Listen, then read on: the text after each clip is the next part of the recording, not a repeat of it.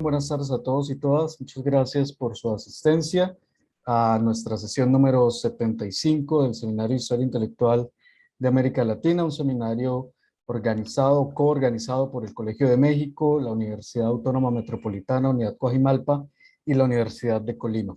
El día de hoy la moderación estará a cargo del doctor Carlos Marichal Salinas, a quien le doy la palabra. Profesor Carlos, muchas gracias.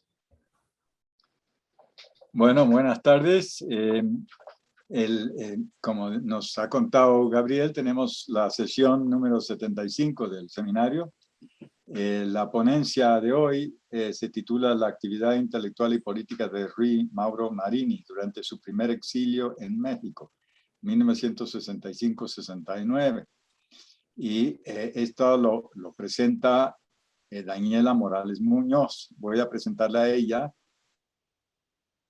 de contar como comentarista al doctor Francisco Zapata, del Centro de Estudios Sociológicos del Colegio de México, que es experto en esta materia, y yo creo que ahí se armará un buen debate al respecto. Entonces voy a presentar a los dos primero, y después ya le damos la palabra a Daniela.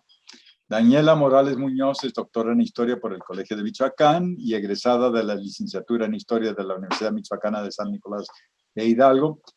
Es candidata al Sistema Nacional de Investigadores y ha sido becaria nacional e internacional del Consejo Nacional de Ciencia y Tecnología.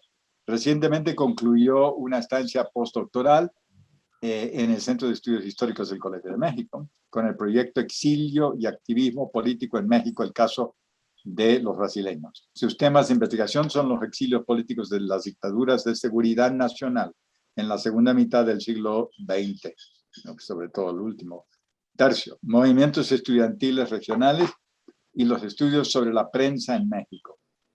En el 2017 recibió el premio a la investigación que otorga la Red de Archivos Diplomáticos Iberoamericanos por el trabajo que realizó como tesis doctoral, misma que fue publicada en 2019 por la Secretaría de Relaciones Exteriores bajo el título El exilio brasileño en México durante la dictadura militar 1964-79.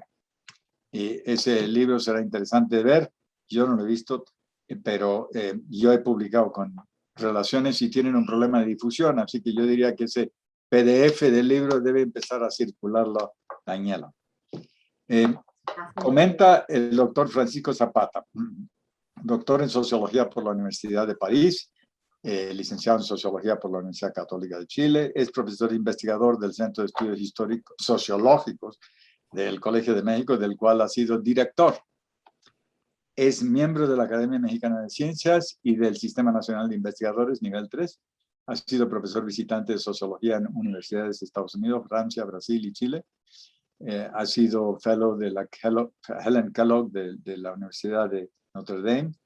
Sus investigaciones se centran en el análisis del sindicalismo y los conflictos laborales en América Latina.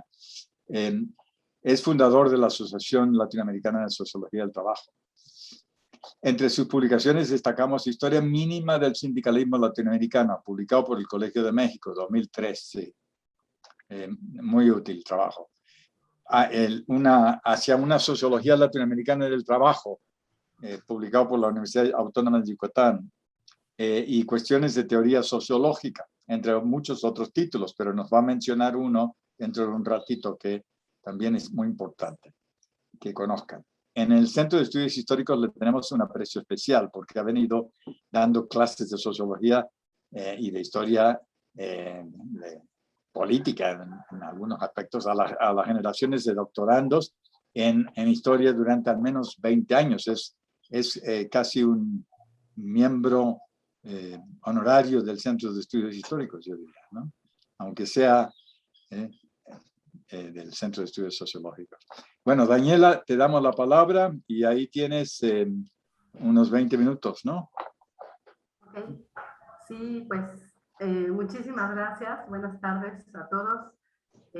Para mí es un gran gusto y quiero agradecer que se haya abierto este espacio para la exposición de este gran tema de investigación.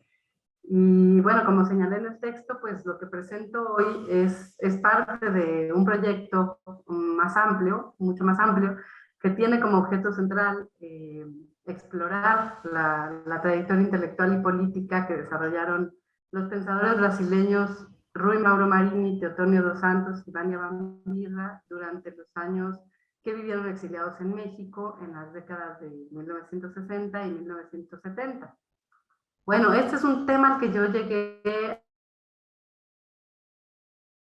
a México y durante la última dictadura militar, y que entre las características que lo distingue se puede señalar la existencia de esta vertiente político-académica en la que ubicamos a estos tres intelectuales brasileños, que son conocidos especialmente por sus contribuciones teóricas que desde una perspectiva marxista hicieron a la corriente de pensamiento conocida como la teoría de la dependencia, y bueno, también por haber sido al mismo tiempo activos militantes de la Revolución Socialista y su involucramiento en varias organizaciones revolucionarias. Aunque son figuras conocidas, entre lo más destacado que, digamos, que arribó con el exilio sudamericano a México, yo detecté en esta tesis que hice que se ha escrito poco sobre esos años desde la perspectiva del exilio, sobre los años que pasaron en este país, que se tenía un poco borrado la precisión de lo que habían hecho aquí en México, en qué época, la influencia o el impacto que tuvieron en su obra, los años que pasaron aquí en México, en sus trayectorias académicas y políticas, y también de las formas y las posibilidades de trabajo y de militancia que habían encontrado en este país. Son preguntas que me hice en torno a ellos, ¿no? Entonces, en esta ocasión, la ponencia que presenté al seminario expone un primer acercamiento al caso de Rui Mauro Marini, quien vivió 11 de sus 14 años de exilio en México, divididos en dos periodos. El primero, que será el que voy a abordar, entre 1965 y 1969, que son los años inmediatamente posteriores al golpe de Estado en Brasil, que se dio en 1964, y que en México abarcan prácticamente pues, el sexenio de Gustavo Díaz Ordaz, y que pues yo pienso que es el periodo más desconocido de su trayectoria de exilio. Señalaré a continuación algunos aspectos, lo que me parece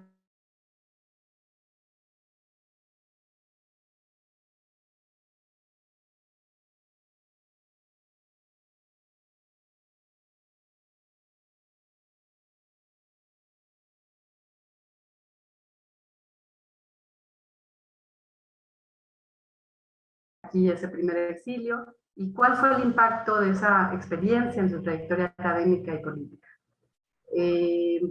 Bueno, cuando tuvo que salir Rui Mauro Marini al exilio, pues venía de un periodo de crecimiento intelectual y político que marcó su vida y su obra, ¿no? Y ese fue el breve paso que hizo por la Universidad de Brasilia, que era un proyecto novedoso, que había nacido, bueno, que se había instalado junto, casi al mismo tiempo que la propia ciudad de Brasilia,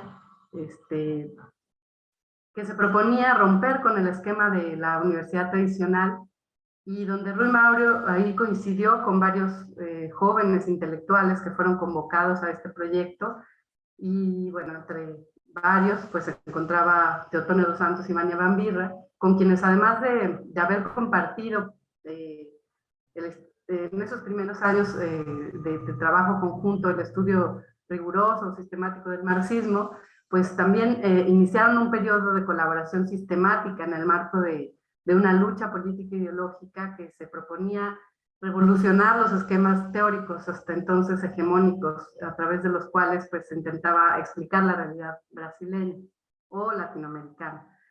En lo político, Rui Mauro venía de un proceso de constitución de una organización política, considerada la primera expresión en Brasil de la izquierda revolucionaria, que tenía un enfoque crítico de las tesis de la revolución democrático-burguesa que se defendía en el Partido Comunista Brasileño, y bueno, que entonces pues era la fuerza hegemónica de izquierda en Brasil. Y para ellos, para quienes constituyeron la POLOP en 1961, pues la revolución democrático-burguesa no se aplicaba en la región y negaban a las burguesías nacionales la capacidad de dirigir la lucha de los trabajadores, porque consideraban que las luchas populares debían buscar la construcción del socialismo. Eso era como lo que los distinguía, ¿no? Rui Mauro Marini se asiló en México en marzo de 1965 como consecuencia, claro, de la persecución política de la que fue objeto por los militares brasileños cuando asaltaron el poder, el propio asalto a la Universidad de Brasilia. Pero lo que a mí se me hace importante o interesante destacar es que se asiló en el marco de una estrategia de la organización política a la que pertenecía, la POLOP, que en la coyuntura del golpe fue de las primeras organizaciones en emprender una alternativa de resistencia al golpe. Se acercaron, no sin mucha discusión dentro de la misma organización, se acercaron a la teoría del foco e iniciaron el proceso de articulación de una guerrilla. Y en ese proceso fue que al interior de la organización, que en medio de la persecución, el encarcelamiento que ya había vivido Mauro Marini, pues viniera a México, se asilara en México, con la idea de aprovechar la posición política y geográfica del país con respecto a Cuba, para fortalecer ese proyecto que finalmente, por factores que falta desentrañar todavía, pues no prosperó. Apuntar el antecedente en la POLOP, en la trayectoria de Marini de los años previos a su salida al exilio, pues es muy importante porque con ello se pueden entender los fundamentos de los trabajos que realizó, pues primero en México y después en su exilio en Chile y después otra vez en México, porque fue en la POLOP donde él identifica la semilla de las concepciones que le dieron forma a la teoría de la dependencia en su vertiente marxista. Fue en los documentos de debate de la organización, en su programa político, donde se estableció por primera vez un nuevo marco de interpretación del desarrollo capitalista brasileño, basado en categorías marxistas que intentaban llamar la atención de la izquierda brasileña y latinoamericana sobre el carácter capitalista, aunque dependiente de las economías de sus países, ¿no? Otro aspecto importante a destacar es que Rui Mauro no tenía ningún contacto en México en ese momento. Su primer vínculo fue, como es natural, con el pequeño grupo de brasileños que se encontraban asilados en este país ya desde los primeros días posteriores o los meses posteriores al golpe, y que fueron a recibirlo al aeropuerto. Y con ellos emprendió un proyecto casi inmediatamente que ha sido poco conocido, que fue la fundación del Comité de los Brasileños Exiliados en México, e impulsaron la difusión de un boletín informativo COBEM, que empezaron a publicar, pero que pocos meses después, como se narra ahí en el texto con más detalles, pues fue censurado por el gobierno de Gustavo Díaz Ordaz a solicitud del gobierno militar brasileño. A Rui Mauro le favoreció, pienso, la institucionalización, la consolidación del proceso de institucionalización de las ciencias sociales que se vivía en México en ese momento, que se vivía desde los años 40, y la solidaridad que algunos colegas mexicanos le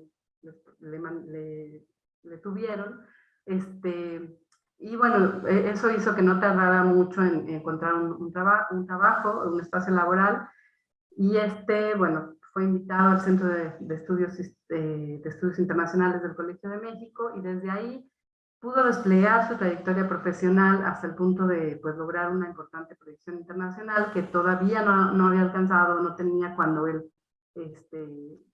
antes de venir al exilio, ¿no? En esos años, Marini se apoyó en las líneas de análisis que había ido desarrollando en la organización política, en la POLOG, para elaborar sus interpretaciones. Elaboró una interpretación muy novedosa desde un enfoque marxista de la dependencia, del proceso socioeconómico y político que había derivado en el golpe de Estado en Brasil. Y por primera vez ahí se ponía sobre la mesa la participación activa de las clases dominantes brasileñas en el mismo. Es una aportación significativa, pues, si se toma en cuenta que, bueno, hasta el día de hoy no se tiene mucho registro de este antecedente en las historiografías sobre el golpe, de esa interpretación tan temprana de la participación de la sociedad civil en el propio golpe de Estado, ¿no? Entonces, eso me parece importante destacarlo. También fue profundizando en el análisis de la articulación de la economía brasileña con el sistema imperialista mundial y sus implicaciones para América Latina. Y bueno, se puede decir que en este primer exilio en México, el trabajo de Marini estuvo enfocado en dos grandes temas que estuvieron presentes a lo largo de toda su trayectoria intelectual, que fueron la economía política de la dependencia y el socialismo como movimiento político. En el primer tema, él trabajó en la demostración a través del caso brasileño de una tesis cuyas raíces se encuentran en los documentos constitutivos de la organización de la política operaria, y que años más tarde se convirtió pues, en uno de los pilares de sus aportaciones a la teoría de la dependencia, dedicada esencialmente a demostrar que el subdesarrollo en los países latinoamericanos no tenía que ver con un retraso en el proceso de integración de estas economías al sistema capitalista, sino que era la forma particular que éstas habían asumido al integrarse al capitalismo mundial. Esa idea pues quedó resumida en la declaración inicial del ensayo que abre el libro clásico de Rui Mauro Marini, muy popular en los años 70 sobre todo, Su desarrollo y revolución, que prácticamente sintetiza los trabajos que él hizo en este primer exilio en México, en donde, bueno, la frase con la que abre es: la historia del subdesarrollo latinoamericano es la historia del desarrollo del sistema capitalista mundial. Respecto al análisis de las condiciones para la revolución socialista en América Latina, Marini realizó importantes aportaciones en estos primeros años de exilio en México, y uno de ellos también se centra en la experiencia brasileña. Fue la elaboración de un análisis crítico desde una perspectiva marxista sobre el desarrollo y la actuación de la izquierda brasileña. También hizo aportaciones críticas y pioneras a las opciones de táctica y estrategia que la mayoría de las organizaciones de izquierda revolucionaria habían tomado a raíz del golpe de 1964, particularmente en lo relacionado con la adopción de la teoría del foco u opción de lucha armada, advirtiendo que esta no debería de ninguna forma convertirse en el elemento central de la acción revolucionaria. En su concepción, la acción principal debería ser irreductiblemente pues, el trabajo de agitación, de organización de las masas. Entonces, bueno, fueron años en los que él vivió un proceso en lo político de distanciamiento de esta organización de la que él formó parte desde su fundación, la política operaria, y también fueron años de elaborar un análisis crítico en torno a los peligros que desde su punto de vista enfrentaban estas organizaciones de izquierda revolucionaria en Brasil, que empezaban a privilegiar desde su punto de vista la acción armada en detrimento del trabajo político de masas como eje central de la actividad revolucionaria. Son críticas, digamos, muy tempranas, o anotaciones, advertencias muy tempranas a la teoría del foco, porque después, en los años, ya a la mitad de los años 70, por ejemplo, pues ya no era tan raro encontrarlas, ¿no? Creo que en estos años, 1966, 1967, pues son críticas tempranas a estas opciones de estrategia, ¿no? Bueno, los trabajos que él desarrolló en sus primeros años de exilio también pues tuvieron una gran repercusión en los círculos intelectuales, no solo en México, sino también en Sudamérica, en Brasil circularon de manera clandestina y en algunos países de Europa y Asia.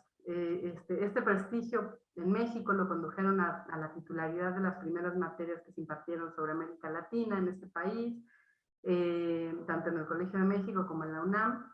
Y bueno, para Marini, según él mismo relata en sus memorias, la impartición de estos cursos sobre América Latina pues tuvo una influencia muy profunda en su trayectoria intelectual, porque lo llevaron a extender sus líneas de análisis sobre la región, y por otro lado, los programas que para estos cursos elaboró, que al igual que sus ensayos, pues se apoyaban en categorías marxistas, que aún no estaban muy difundidas en México, ejercieron una influencia grande, sobre todo en los propios programas universitarios y especialmente sobre los estudiantes que incluso presionaban para que se hicieran estos cursos de lectura del Capital, ¿no?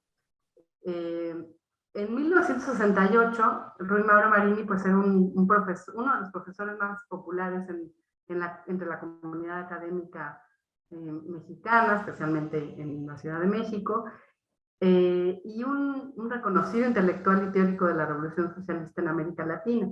Como se señaló, sus ensayos pues, se habían difundido por varios países del mundo, sus cursos congregaban a las vanguardias estudiantiles, y no solo del área de las ciencias sociales, sino que es un fenómeno que él también destacaba mucho, que es la asistencia de estudiantes de varios de otras áreas, ¿no? Que se empezaron a interesar en estas explicaciones en base con categorías marxistas sobre la dependencia y las posibilidades de la revolución socialista en los países de la región.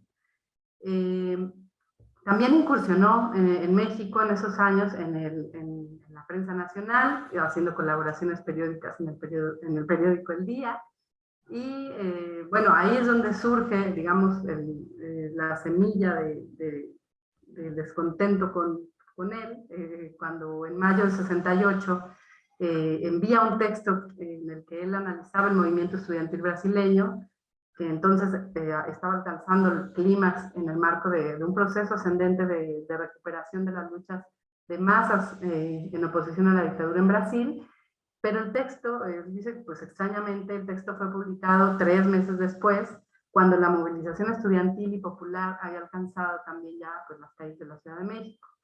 Hasta ese momento, Marini pues, había podido realizar su trabajo académico, en el ámbito académico e intelectual, prácticamente sin contratiempos, pero eso pues, cambió después de las movilizaciones, después de la represión estudiantil, cuando las autoridades gubernamentales consideraron nociva la influencia política que él podría llegar a ejercer entre los estudiantes a través de una práctica pedagógica militante que entusiasmaba mucho a las vanguardias estudiantiles.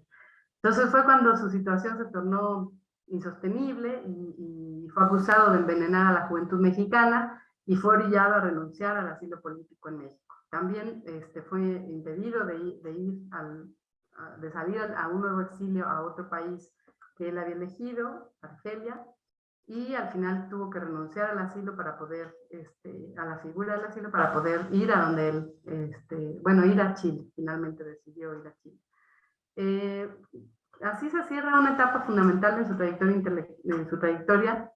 intelectual y política, que pues es el principio de toda la trayectoria que va a desplegar de manera muy importante en el periodo de exilio que va a vivir en los siguientes años, tanto en Chile de la Unidad Popular, y después en México, ¿no? Obviamente su paso por México en esos primeros años pues fue fundamental para que después de 1973 pues se apoyara o se extendieran varias redes solidarias por colegas y amigos que había hecho en este primer periodo de exilio. Y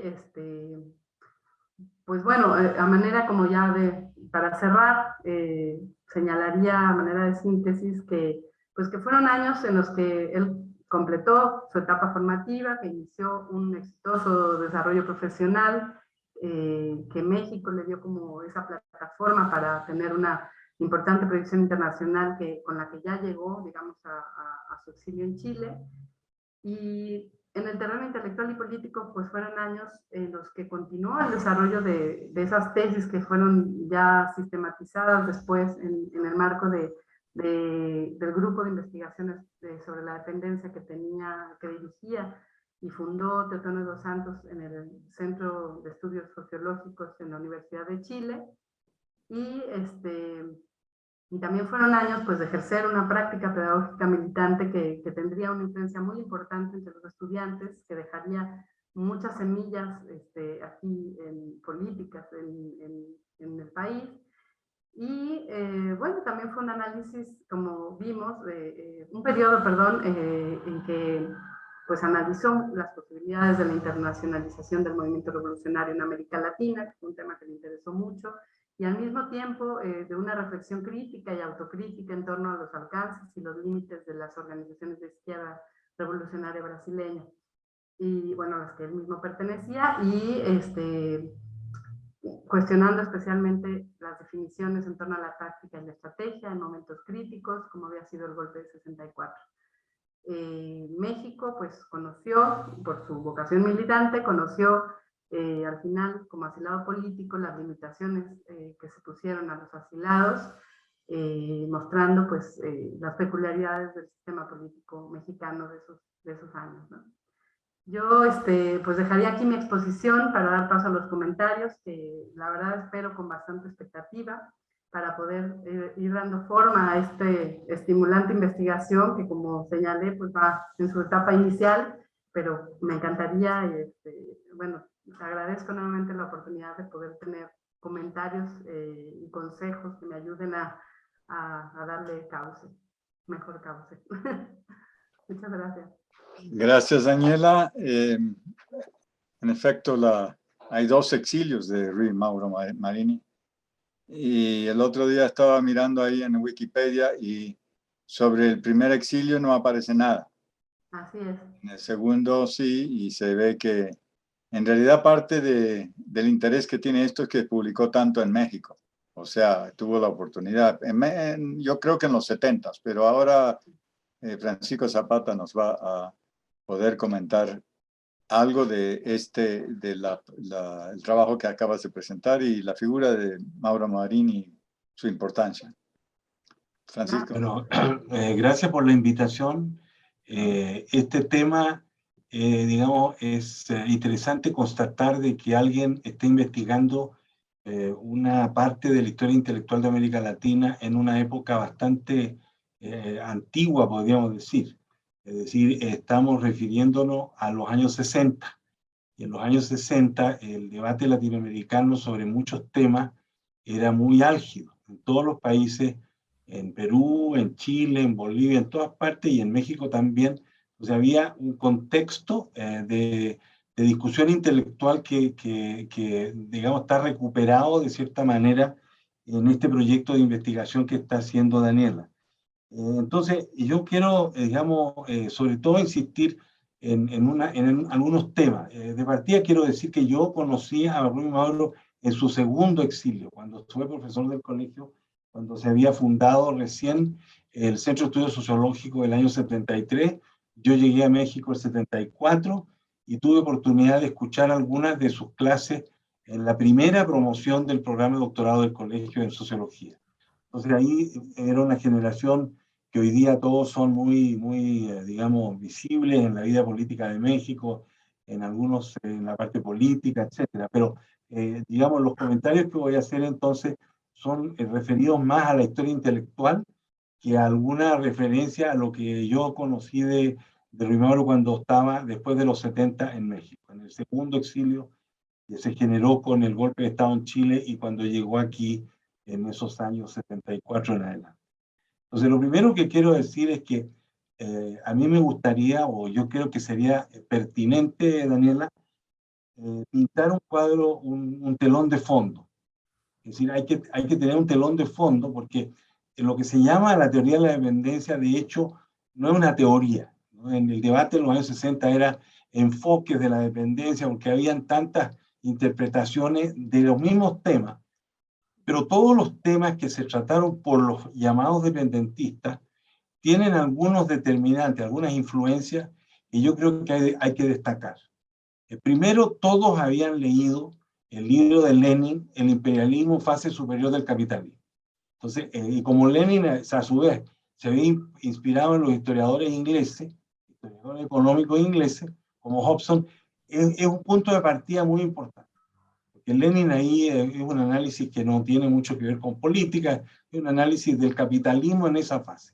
Entonces, esa es una primera influencia.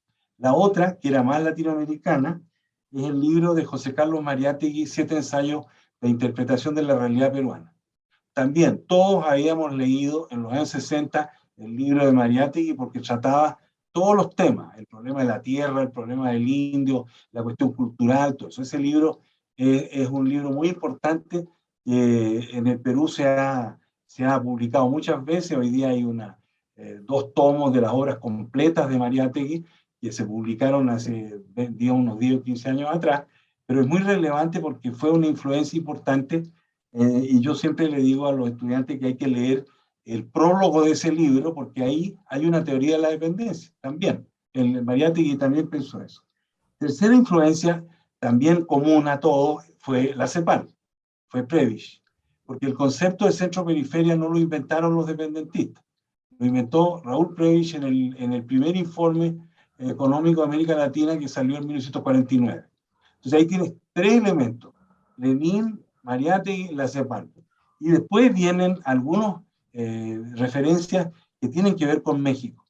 Porque contrariamente a lo que uno puede pensar, a pesar de Díaz Ordaz, a pesar del autoritarismo, a pesar de la naturaleza del régimen político mexicano, sí había una actividad intelectual muy importante en esos años, sobre todo por los antropólogos.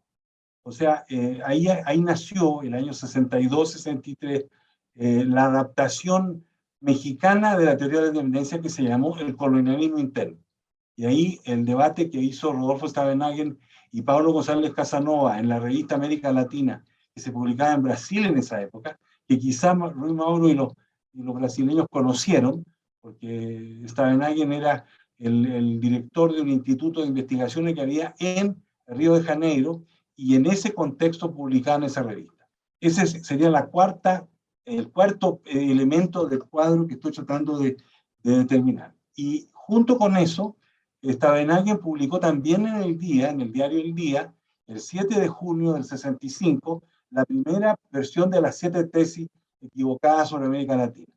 Ese texto también, puedo recordar, yo era estudiante de sociología en ese año, estaba en segundo año de sociología, y era una bibliografía.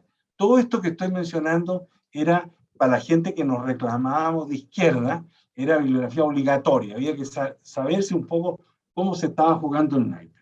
Después viene el año 65 también, el borrador de lo que hizo Fernando Enrique Cardoso y Faleto, una versión mimeografiada, que fue publicada en el ILPES, en el Instituto Latinoamericano de Planificación Económica y Social, donde trabajaba Fernando Enrique, que también, en vez de venirse a México, se fue a Chile, también en ese marzo del 65, un poco antes, digamos, en el contexto del momento del golpe, entre marzo y abril del 64.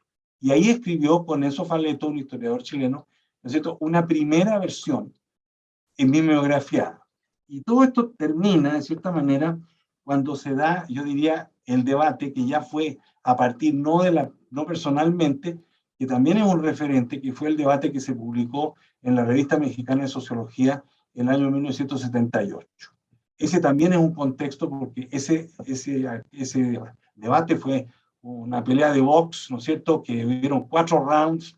Primero, Ruy Mauro, digamos, atacando a Fernando Enrique, porque tenían una diferencia fundamental respecto a digamos, al aporte que podía dar la teoría de la dependencia desde el punto de vista del desarrollo de América Latina. Fernando Enrique pasó a la historia porque él era más cerca a una posición de que podíamos vivir dentro de la dependencia. Y Mauro era partidario de la ruptura, ¿no? Ese es el lado de los insumos intelectuales. Pero aquí también hay procesos políticos.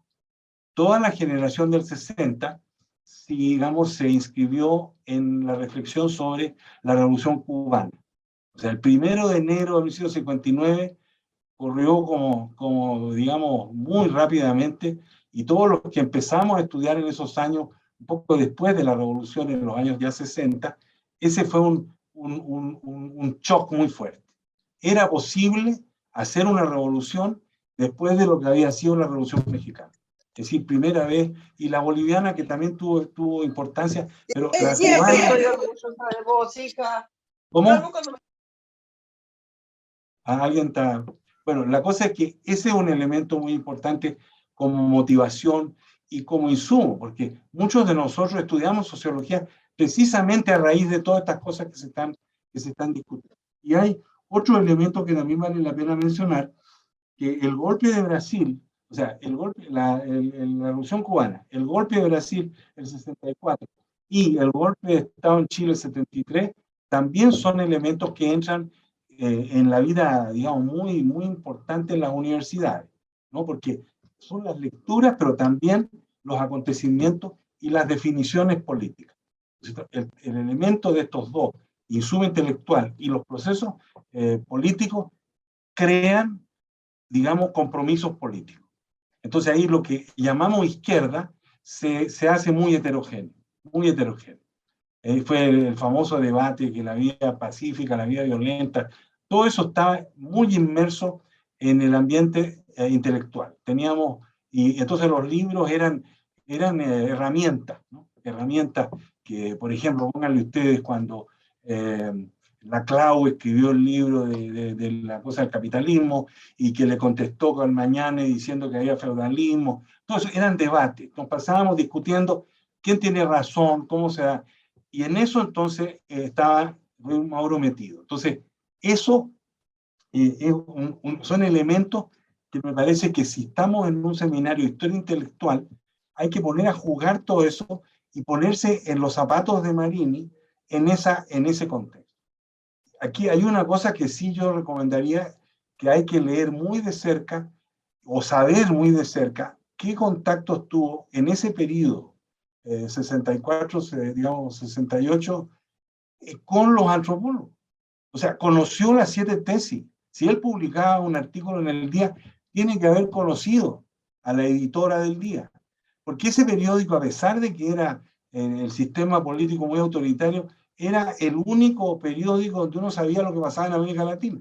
Era un periódico que tenía una cobertura latinoamericana muy, muy bueno, ¿no? Entonces, ahí también había un periódico donde escribía, por ejemplo, también un antropólogo importante en el Excelsior.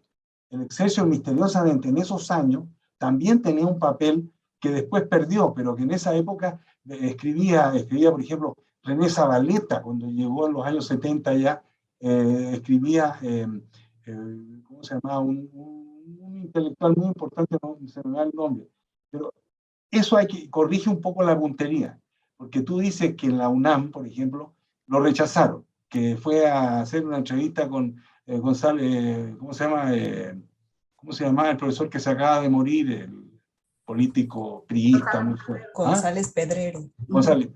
Cuando fue a ver González Pedrero ni lo recibió, pero no es el caso de González Casanova.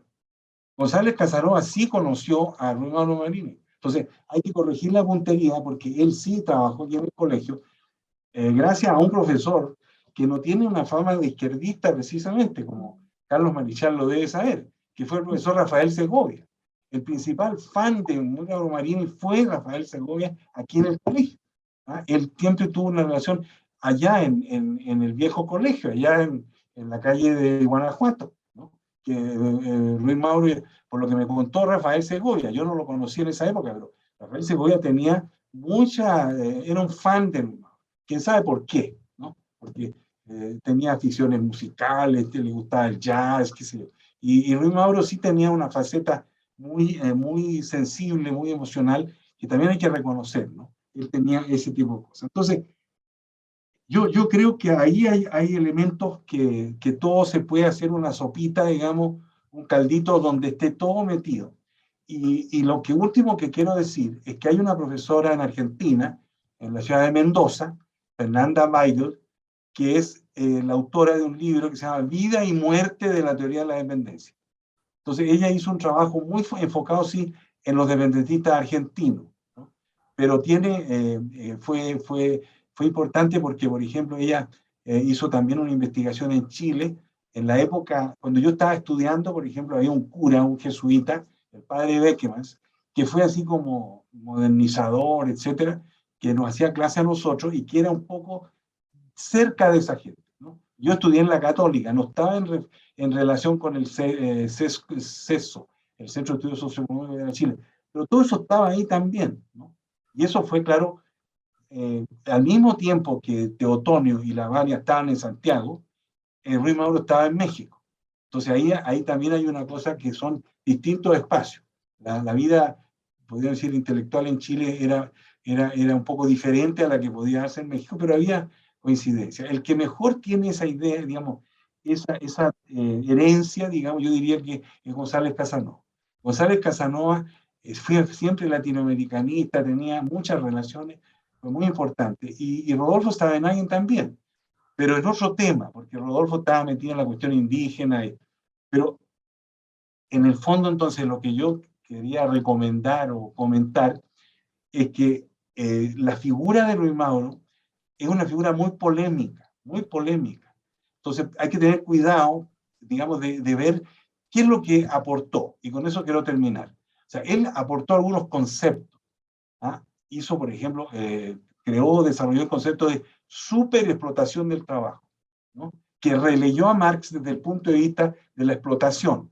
Y eso fue muy novedoso. Ese es un primer concepto que yo subrayaría. La otra es el subimperialismo. O sea, Brasil no era una economía cerrada, era una economía que tenía irradiación, digamos, en los países fronterizos, en Bolivia, etcétera, cosa que después se reveló ser muy importante.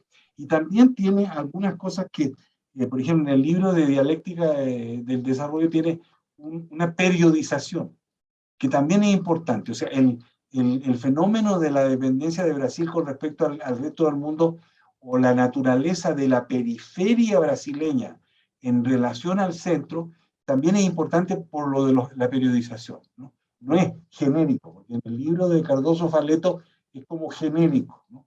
Y él también rechaza un poco la tipología de Cardoso y Faleto, esa tipología de los países con control nacional de la producción y con control extranjero, ¿no? Que ellos definían entonces Bolivia, Chile, Perú como estando dependiendo de una manera distinta a Argentina, Brasil y México, ¿no? Entonces ahí también hay un aporte que yo creo que eso ya va más allá de la vida de Ruy Mauro en México. Va en un sentido contundente desde el punto de vista del desarrollo, digamos, de un planteamiento. Yo no diría teoría, porque tampoco, si nosotros queremos ser rigurosos, no es una teoría, es un análisis, una cosa muy historia social, podríamos decir, ¿no? Historia social, política, sociopolítica, que dio luces, por ejemplo, a nosotros en Chile en esa época, nos hizo descubrir América Latina. O sea, yo no sabía nada de Brasil, nada, o sea, era muy ignorante. La cordillera de los Andes es una frontera tremenda, en esa época no existía. México existía, pero por la revolución, no por la y por una cosa que quiero también mencionar. Carlos mencionaba las publicaciones. Ruy Mauro publicó en siglo XXI. Como tú sabes, siglo XXI fue una editorial nueva que salió en la época en que Ruy Mauro estaba en México. Cuando sacaron a Orfila del Fondo de Cultura, él creó siglo XXI. Entonces, también es importante porque, y volviendo un poco a esa historia de lo que dice Aimé de las editoriales, bueno, nosotros nos formamos en la librería del Fondo de Cultura en Santiago de Chile. O sea, toda la bibliografía estaba ahí, traducida y todo. Uno no, bueno, fue un poco más tarde, pero esa parte editorial también. O sea, él llegó a Chile y tenía su libro de siglo XXI. Entonces, había ahí una cosa que, y recuperando un poco lo anterior, la generación que estudió en la década del 60 en América Latina es una generación en la que tenemos muchas identidades. Yo tuve la oportunidad de conocer, por ejemplo, a muchos colegas que ahora desgraciadamente algunos de ellos han fallecido, como Julio Kotler, como René Zabaleta, como los argentinos de los años 70. O sea, era un ambiente muy denso, ¿no? Y si tú revisas la Revista Mexicana de Sociología, te vas a encontrar en esa década y después, en los 70, con muchos artículos que fueron fundamentales para hacer esa socialización intelectual. Es por eso que sabemos dónde están las cosas, porque en los años 50 nadie sabía dónde quedaba la historia de los países. Muy poco, muy poco. ¿Ah? Digamos, a mí yo me recuerdo de que daba vergüenza. Cuando llegaron los brasileños traían una historia de Brasil fascinante. ¿Ah? Y después todos fuimos, yo me demoré mucho en ir a Brasil. La primera vez que fui a Brasil fue cuando Lula era dirigente sindical. Entonces yo conocí a Lula en esa parte, ¿no? Y a los profesores, que eran todos petistas en esa época, ¿no? Que era muy interesante. Entonces yo creo que si tú le das un poco más de densidad a la cuestión de las influencias intelectuales, el peso de la Revolución Cubana, no olvidemos que la Revolución Cubana también tuvo mucha importancia en México, ¿no? Porque después de López Mateo siguió, y ahí se tomaron decisiones. O sea, por ejemplo, nunca rompió México con Cuba. Ahí se tomó la decisión de la OEA, entonces era un refugio. Entonces, cuando Luis Mauro pudo quizás no tocar el piano correctamente con Gobernación, yo haría esa hipótesis, porque habían otros que no había ningún problema. Por ejemplo, Flores Olea, Don Pablo, todos los directores de ciencias políticas lo estaban persiguiendo. Eso también es significativo en la coyuntura actual, porque era un espacio la UNAM, en la Escuela Nacional de Antropología, el colegio mismo. Pero el colegio era muy tecnocrático, digamos, era una época, cuando yo llegué todavía no era lo que pudo ser después. Pero eso también es un espacio donde, guardando las proporciones, se podía jugar políticamente, ¿no? Por ejemplo, el exilio chileno, el exilio argentino, todo, de alguna manera, digamos, había un paraguas que se podía, que era protector, porque las situaciones en los países eran muy complicadas. Entonces, eso también hay que tomarlo en cuenta. Siempre hubo, porque tú lo debes conocer mejor que yo, o sea, hay una generación de políticos mexicanos que tenían una parte de su cabeza en América Latina, ¿no? Yo me recuerdo que incluso eran medio esquizofrénicos, porque salían de México y eran revolucionarios. Yo tuve una anécdota de un tipo que fue embajador de México en Chile en los años 30, que lo echaron de Chile porque andaba alegando contra los militares. Y él llegó de un país donde gobernaban los militares. Entonces, es muy interesante. Ramón de Negri se llama ese embajador, un regiomontano del Grupo Monterrey, pero que era parte del gobierno de Cárdenas y lo mandaron para allá. Entonces, eso hay que, porque es una cosa, a mí me parece muy interesante, porque es un debate. Todos estamos leyendo todo el tiempo qué dice este, qué dice lo otro, ¿no? Por ejemplo, nosotros acabamos de publicar un libro con un seminario que hicimos sobre las 7 tesis, ¿no? Hace 3 años publicamos un libro, hicimos un seminario, un libraco de 300 páginas, que Rodolfo Stavenhagen quería que se publicara con puros artículos de personas que no habían nacido el 65. Entonces es un libro muy interesante porque son perspectivas de ahora. ¿Cómo leen los de ahora las 7 tesis? Entonces sumamente interesante, porque además una cosa fatal es de que si tú lees las 7 tesis y te olvidas que se fueron publicadas en 65, dice que si las cosas no han cambiado nada. ¿Ah? Si uno lee las 7 tesis hoy día puede, digamos, decir es una desgracia, ¿no? Que todos los problemas de, digamos, las grandes ambiciones de modernización, entonces, la pobreza, todo eso, ahí está. Entonces, esa es la parte que uno puede, digamos, elaborar mucho, porque sí vale la pena quizás ver un poco también los papeles en la Secretaría de Relaciones Exteriores, los archivos de la Secretaría de Relaciones Exteriores, de los informes de los embajadores, de los secretarios, primeros secretarios, todo eso, que es una cosa que sigue viva, ¿no? Yo le estaba comentando en delante el caso de un ministro del presidente Evo Morales, que se tuvo que exiliar en la Embajada de México en La Paz después del golpe de 2019, y él es parte de eso. sea, ¿cómo diablo, por qué se fue a la Embajada de México en La Paz? ¿Cierto? Y cómo pasó, digamos, todo lo que pasó, porque estuvo 1 año y medio metido en la embajada. No tuvo la suerte, digamos, de salir rápido, sino que se tuvo. O sea, ahí hay cosas. Los embajadores mexicanos, por ejemplo, ese debate con el ministro de Gobernación que tú citas, o la reunión con González Pedrero, habría que documentarla un poco más. Yo estoy seguro que cuando Ruy Mauro fue a la UNAM, no era una posición muy común o transversal de decir, no, usted no sabe nada, usted viene de Brasil, es mexicano. Y eso que González Pedrero no era un hombre reaccionario, era un hombre institucional, o sea, eso sí. Pero el otro que está vivo todavía, pero muy viejito, que sabe algo de eso, es Flores Olea. Víctor Flores Olea, que fue también parte de la maquinita de la Facultad de Ciencias Políticas. Pero el que sabe más de todo esto es González Casanova. González Casanova, con 99 años, se acuerda perfecto de esa época, porque tiene una memoria de elefante, o sea, se sabe todas las broncas que habían, y eso también es importante, porque don Pablo tiene empatía, o sea, él tenía esa empatía, la tiene todavía con los latinoamericanos. Bueno, un poco desordenado, pero más o menos eso es lo que yo quería decir. Fascinante, fascinante. Sí. Yo quería decir que lo que acaba de decir el doctor Zapata es muy pertinente, como él mismo dijo para el Seminario de Historia Intelectual, porque los 60 son un diseño de gran interés para el tema latinoamericano, precisamente. Y en cada país hay que reconstruir esa historia mejor. Él señaló las editoriales, el Fondo de Cultura del siglo XXI, como puntos de referencia que nos enfocaban hacia América Latina. También las revistas, como la Revista Mexicana de Sociología y las distintas revistas que promovió la UNAM. El periódico, la prensa, el día, es muy curioso.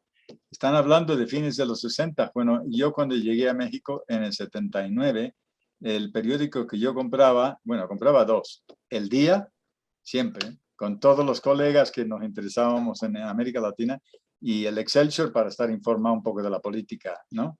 Y luego ya 1+1 y todo lo demás, pero el Día me sorprendió, era punto de referencia, magníficos artículos, 10 años después de lo que estás hablando, Francisco.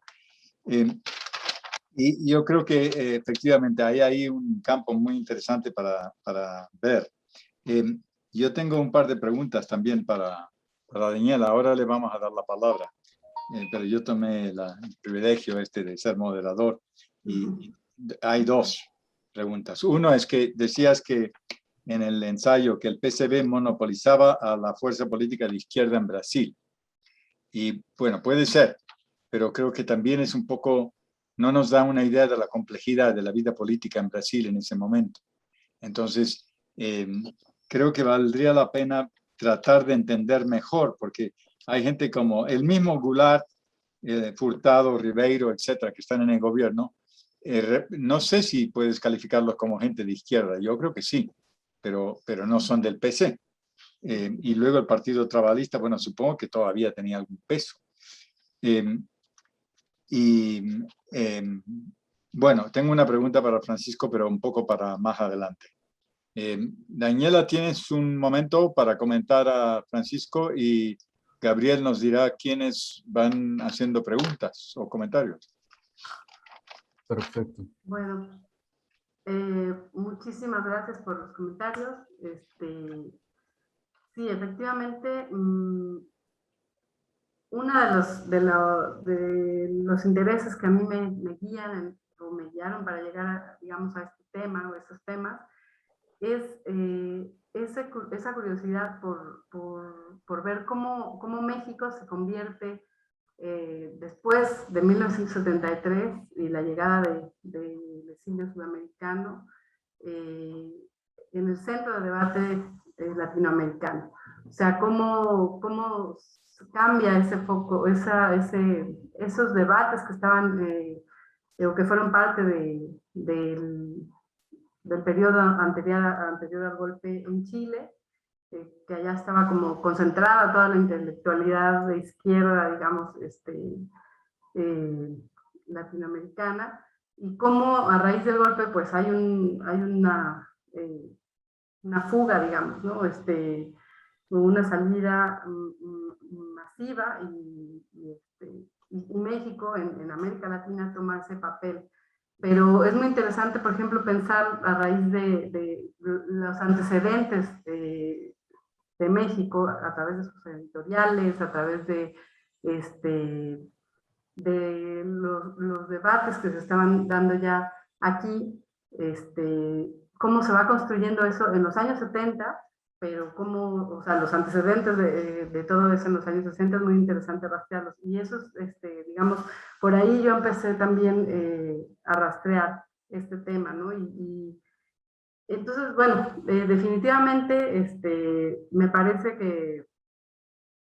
que sí, o sea, hay que poner en su contexto todo. En los años 60, pues es una complejidad grandísima y sobre todo las trayectorias de estos intelectuales que me estoy planteando, pues es también muy complejo y ha sido como un proceso lento también en el que me he ubicado, ¿no?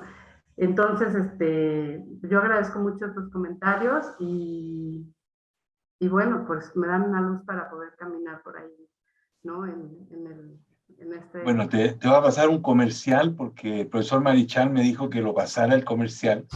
No sé si conoce, yo tengo un librito que se llama Ideología y Política en América Latina, que salió una segunda edición hace como 3 años atrás. Y todo esto que tú estás interesado en la parte de lo que yo llamé antecedente, está en ese libro.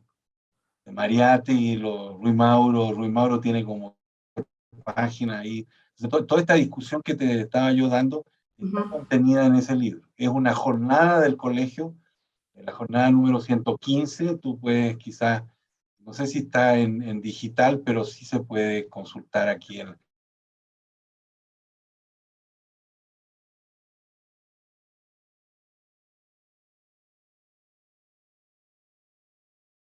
que tengo ahora, pues está centrada mucho ahora sí que en paso a paso, cómo fue su experiencia en México en estos años, que sí es el periodo como que en casi ningún lado se ha conocido algunos aspectos de este momento, pero sí, pues hay que ampliar la mirada y ponerlo en ese contexto, ¿no? Porque no es, digamos... Bueno, una última cosa, Daniela. En el colegio hay un archivo que tiene seguramente el Centro de Estudios Internacionales, donde era profesor Ruy Mauro, pero hay un archivo general del colegio.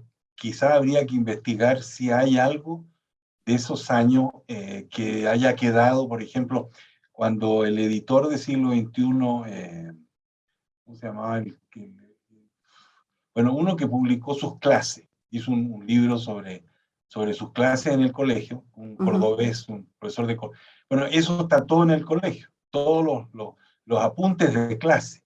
¿Ah? Bien interesante el archivo del colegio porque están los papeles, incluso manuscritos de los que, porque los donaron, los dejaron, no sé, o dejaron algo, ¿no? Por ejemplo, los programas de los cursos de Ruy Mauro, esas cosas seguramente que están en los archivos del Centro de Estudios Internacionales, incluso de aquí de Sociología, pero yo creo que más bien en el CI. Sí. Pues falta hacer mucho trabajo de archivo, bueno, todo, digamos, casi todo. Por ejemplo, todo lo que menciono sobre la persecución y todo eso, pues está basado en... yo encontré algunos documentos, pero muy poquitos todavía, y bueno, las dificultades ahora pues me han impedido acudir a los archivos, pero sí, incluso también en el archivo de la UNAM, ¿no? Ahí también las clases que dio, los cursos, todo esto, pues es algo que tengo que rastrear y que no nada más en la figura de Ruy Mauro, sino también de Tony Ibáñez, ¿no? Que pues mi interés es también pues que se conozca, porque bueno, cuando se habla de la teoría de la dependencia, en México generalmente se alude a la figura de Fernando Enrique Cardoso, ¿no? Como un exiliado, incluso me he topado que me preguntan por el exilio de Fernando Enrique Cardoso en México, y bueno, pues él no estuvo exiliado en México, pero sí hizo varias visitas durante su exilio en Chile y en Francia, pero quedó también, es un fenómeno que pues en Brasil se dio, ¿no? O sea, como que marginalizar toda la parte de la aportación de los teóricos marxistas, bueno, de los científicos sociales marxistas, quedó como aislado, como silenciado, y la figura como de Fernando Enrique quedó como la única, digamos, que es referencia cuando se habla de las tesis dependentistas o de... Entonces, pues a mí me parece importante ver que este fenómeno en México es diferente, pero sí no se conoce mucho este trabajo de ellos, ¿no? En este periodo. Sí. Y bueno, por ahí va como mis intereses y bueno, les agradezco mucho. Sobre la pregunta del panorama de la izquierda brasileña anterior al golpe, pues sí, sí, obviamente es una simplificación esa frase, pero bueno, en general, a partir del golpe, es cuando empieza como bueno, a principios de los años 60, cuando surge justamente la política operaria y otras organizaciones que empiezan a disentir del PCB, pues empieza esta diversificación de las posturas de izquierda, pero pues esto se hace ya, digamos, más fuerte a partir del golpe, ¿no? Y toda la discusión de qué hay que hacer con respecto a él. Y entonces... sí es un momento que marca como ese rompimiento y ese análisis es precisamente uno de los que señalo aquí en el texto que fue una contribución de Marini, describir cómo se da esa ruptura, pues que no se había dado con respecto a las tesis que defendía el PCB, ¿no? Bueno, es a finales de los años 60 cuando se dan los rompimientos más importantes, las decisiones, digamos, más importantes y empiezan a surgir otros grupos, casi siempre ligados a la lucha armada, ¿no? Como el ALN, que es la Acción Libertadora Nacional, que fue como el más importante, producto de la decisión de Carlos Marighella. Bueno, eso es lo que podría decir, no sé si quieren... Una pregunta, Daniela, ¿hay un archivo de Mauro Marini o no? Existe, el único que yo conozco es el archivo digital que está en la UNAM, donde están sus libros, sus artículos, sus memorias, su producción periodística, pero en Brasil no he ubicado alguno, y en México es el único que he identificado. Ok, procederíamos entonces a la segunda parte de la sesión, ¿cierto, doctor Marichal? Sí, sí. Bueno, entonces, para dar paso a esta segunda parte de la sesión, tenemos en lista 3 intervenciones y un comentario del profesor Rafael Rojas que nos lo hizo llegar a través de Facebook. Voy a permitirme leerlo, luego le cedería la palabra al profesor Marichal, quien nos comentaba que tenía una pregunta. Acto seguido, Juan Carlos Sánchez había pedido la palabra y luego Jenny Zapata. Entonces, el comentario dice lo siguiente del profesor Rojas. Sobre el tema de la crítica a la teoría del foco en Marini, Bambirra y Dos Santos, habría que recordar que en Subdesarrollo y Revolución de 1969, que arrancaba con un exergo del Che Guevara, había una defensa de la lucha armada, tanto de la guerrilla rural como de la urbana. La crítica más directa de ese grupo a la teoría del foco, que atribuían a Regis Debray, no al Che Guevara, fue la que envió Vania Bambirra con el seudónimo de Clea Silva a la revista Monthly Review en 1968. El hecho de que aquella crítica apareciera con seudónimo es buena muestra de la relación ambivalente de aquellos socialistas brasileños con el foco guerrillero. Digamos, esto hace parte pues de la otra línea importante que Daniela nos presenta en su trabajo. Profesor Marichal, tendría la palabra para la primera pregunta. Yo cedo el lugar para después, porque es una para Francisco Zapata. Bueno, perfecto, profesor. Entonces, Juan Carlos, Sánchez, te escuchamos. Buenas tardes. Bien, muy bien, muchas gracias, buenas tardes, buenas noches a todos. Es parcialmente es un comentario y también creo que algunos puntos los han tocado, pero me gustaría, si es posible, también me pongo un poco en el papel que en este momento juega Daniela de escuchar comentarios, en tanto que se trata justamente de un periodo que yo estudio y que lo he tratado de contrastar con el caso colombiano, y es, a mí me interesaría mucho que se discutiera un poco como esas tonalidades de radicalismo. Yo creo que uno de los factores importantes para digamos, que en determinados momentos la familia de la Revolución Mexicana no atendiera tanto ciertos exilios frente a otros, me parece a mí que dependía muchísimo de la relación, por ejemplo, en el debate que había frente a la insurgencia.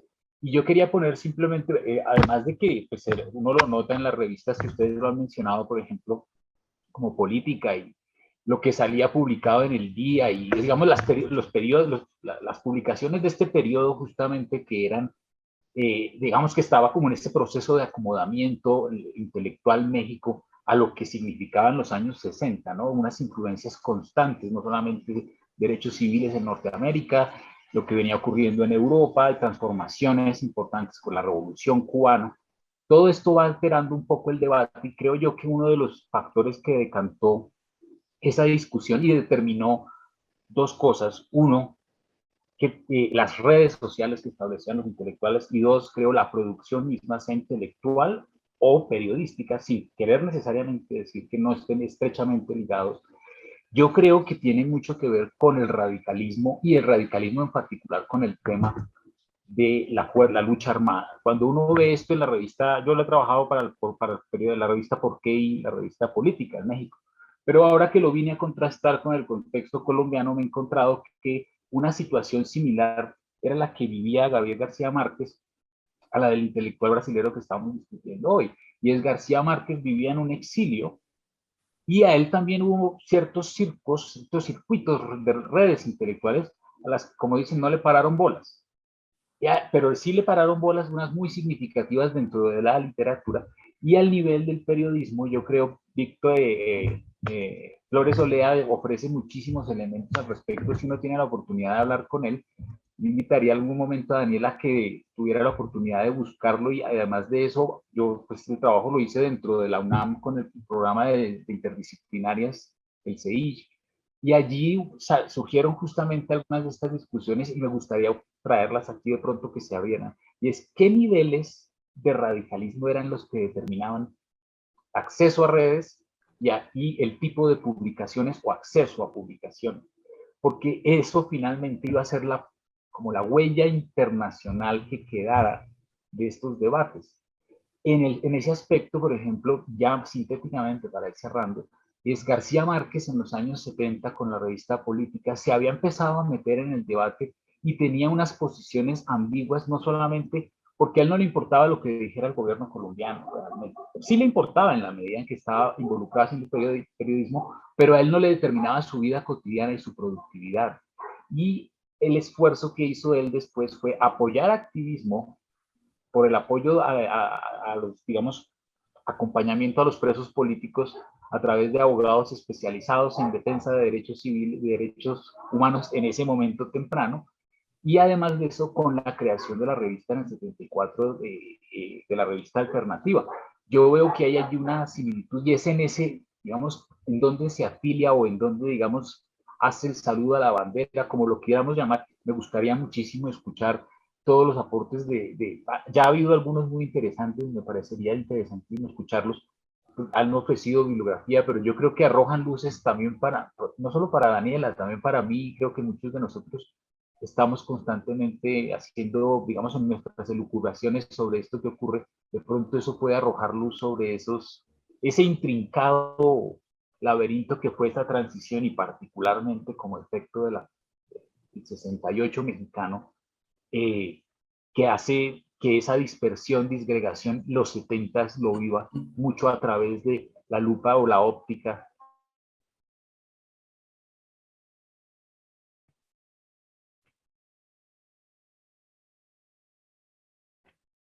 va mencionando el caso colombiano. Entonces me gustaría, es como una pregunta a los participantes y a Daniela también, por supuesto, y es, ¿qué pasaba con esos niveles de radicalismo? ¿Cuáles otros factores podríamos considerar allí centrales que determinaran el acceso a redes y el tipo de publicaciones que tenían estos importantes intelectuales? Muchas gracias, Gabriela, a todos los participantes. Gracias, Juan Carlos, por tu intervención. Tendríamos dos preguntas más. Jenny, después el profesor Aymer. Adelante, Jenny, te escuchamos. Disculpa, ¿me puedes dejar después? Es que hay ruido aquí en mi casa, entonces va a interferir. Dale, perfecto. Sí, gracias. Sí, gracias. Adelante, profesor Aymer, lo escuchamos. Gracias, Gabriel.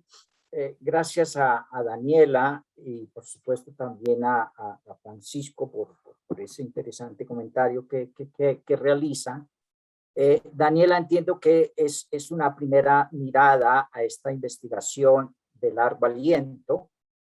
Tú has hecho un corte en torno a la actividad intelectual y política de Rui, pero yo pensando en esa investigación de largo aliento, Daniela, y en complemento al comentario de Francisco, que él llama, digamos que hace falta este telón de fondo, este contexto en términos de las ideas que circulaban y se discutían en los 60, Lenin, Mariátegui, la CEPAL, las 7 tesis, Cardoso, etcétera, etcétera, etcétera, la nueva izquierda latinoamericana, en complemento a esos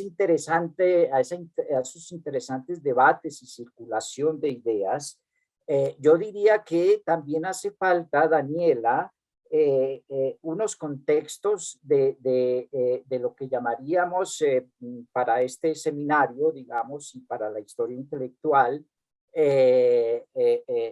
la vida intelectual, ¿no? De tu personaje y todo lo que a él rodea. Entonces a mí me hacen falta, digamos, dentro de una tradición mexicana de exilios muy importantes, que a lo mejor tú pensaras e incrustaras este exilio en esa tradición mexicana. Antes de iniciar la sesión, justamente comentábamos con Francisco y Carlos y Gabriel, el libro de Sebastián Rivera Mir, que es su tesis doctoral del colegio, que se llama Militantes de la Izquierda Latinoamericana en México, 1920-1934. Prácticas políticas, redes y conspiraciones. Entonces, Sebastián hace un trabajo estupendo, muy minucioso, en torno a exiliados de Cuba, Chile, Bolivia, Argentina, Colombia, Venezuela, casi toda América Latina en este periodo de los 20 a los 34. Luego viene el exilio republicano, lo sabemos, ¿no?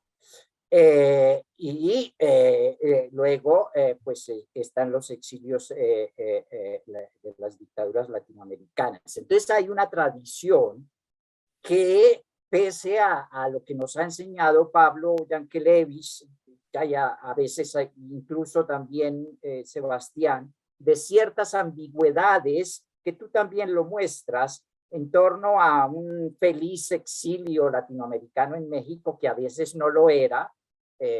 Pablo, por ejemplo, a veces habla de indeseables para los europeos orientales, para los chinos, para los centroamericanos, pero de todas maneras sí hay una tradición y unas prácticas de la intelectualidad, la academia y los espacios de sociabilidad académica en México que dejaran una pauta y que creo que sirven para estudiar los años 60 y 70 de este exilio que tuvo. Entonces, por ejemplo, las redes intelectuales y de solidaridad académica. Tú dices en tu texto que a Rui lo recibieron unos cuantos brasileños que estaban allí al aeropuerto. Pero yo creo que eso hay que escarbarlo un poco más, Daniela. Hay atrás de esos brasileros, seguramente, unas redes muy solidarias, muy sólidas y de larga tradición, desde los años 20, nos dice Rivera Mir, que enseñaron a la vida intelectual mexicana a ser solidarios, a crear instituciones, a crear espacios de sociabilidad de estos exiliados, que les permitieron su inserción intelectual y académica. Y eso hay que decir, a pesar, digamos, de estas ambigüedades que a veces el Estado mexicano presentaba a través de estas cosas tan ridículas, nos suenan hoy como decir migrantes indeseables o cosas de este estilo, ¿no? Entonces, esas redes intelectuales. Luego, lo ha dicho Francisco, lo ha dicho Carlos, lo dijo también el anterior, lo de los impresos. Eso es fundamental, Daniel. Y eso hay que, empezando, tú lo dices, por el boletín informativo del COVEM. Por algo lo censuran, por algo les cierran el changarrito ahí a gobernación de este impreso, pues porque es que son fundamentales para la historia intelectual, para estos exiliados, para estos radicalismos que preguntaba Juan Carlos ahora, para la circulación de las ideas. Carlos hablaba ahora también de qué periódicos compraba cuando llegó, en fin. Los impresos, las revistas, los libros, los periódicos, los boletines, ese es un mundo fascinante en donde tú puedes excavar prácticas editoriales, políticas, redes, etcétera, etcétera. Luego están los espacios de sociabilidad académica. Tú lo dices, pero hay que sacarle más punta. En los 40, digamos, empieza esta institucionalización en México de centros en ciencias sociales. Bueno, el colegio, la UNAM, el INA, la ENA, todo esto allí está. Y creo que eso también es importante para esta vida intelectual, todos estos espacios de sociabilidad, ¿no? Y luego una segunda pregunta, comentario, es justamente en relación con la nueva izquierda, Daniela, y los debates. Tú por ahí citas un parrafito de Ruy en donde dice más o menos que, bueno, la dependencia también es hija de la nueva izquierda. Yo no sé si también este debate en torno al foquismo y trabajar, decía Ruy, mejor en organizar a las masas, politización, educación política, etcétera, etcétera. Si también esto hizo parte de estos debates en torno a la nueva izquierda latinoamericana y sus publicaciones. Decía Francisco, siglo XXI, tú mencionas a la revista, ay, se me va ahora el nombre, Estudios que, la que se editaba en la UNAM, en fin. Entonces, si esta nueva izquierda latinoamericana y la inserción que Ruy hace allí, digamos, qué tipo de debates, eso es otra línea interesante de ubicar ahí, ¿no? Aquí se han presentado en este seminario varios trabajos sobre la nueva izquierda latinoamericana. Gabriel, ¿cómo se llama nuestra compatriota? Sandra Jaramillo. Sandra Jaramillo ha hecho una tesis en el CEDINSI con Horacio Tarcus, estupenda sobre, igual y luego me escribes y las pongo en contacto. Es una tesis muy interesante. Bueno, serían esos mis comentarios. Perfecto, profesor Aymer, muchas gracias. Yo creo que con esta intervención daríamos cierre a la primera ronda.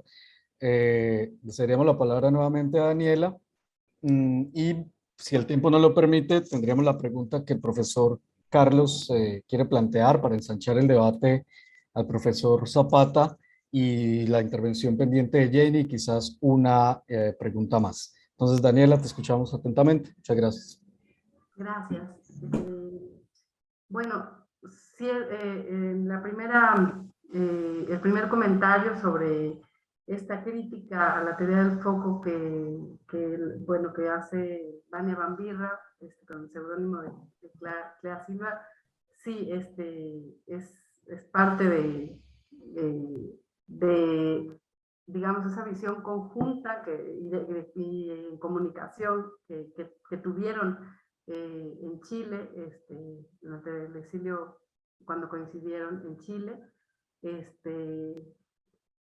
y es muy pertinente traerla, pero bueno, no sé, yo también pues no la mencionaba, no lo mencioné aquí porque bueno, es parte de, digamos, de otra etapa, ¿no?